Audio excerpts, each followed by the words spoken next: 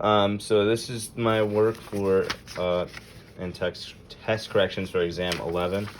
The first thing I got wrong on here was question number 3, where I said the net external force is greater than 0.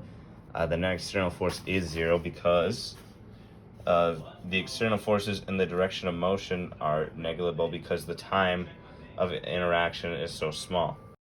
And if that were to be true, then it would have been conserved. For number 5, I used forces versus force is equal to force times change in t.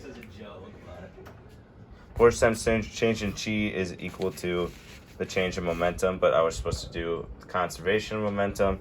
so I should have done m1 times v1 initial square, m1 times v1 initial plus m2 times v2 initial is equal to m final, or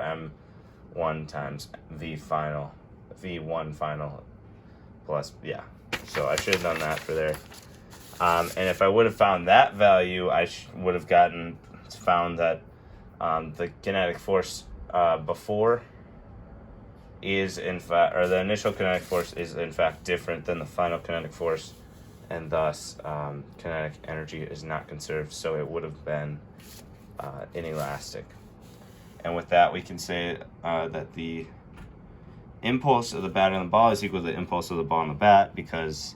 Newton's third law states that every when you put a force on something, it'll put an equal force on you,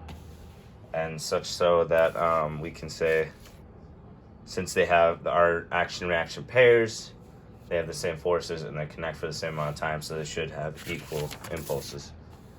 And then finally, to find the average force, I should have done force times change in t is equal to the m1 initial times v initial,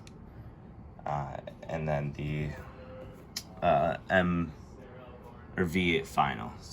divided by t to find the average force. So those are the corrections I saw, and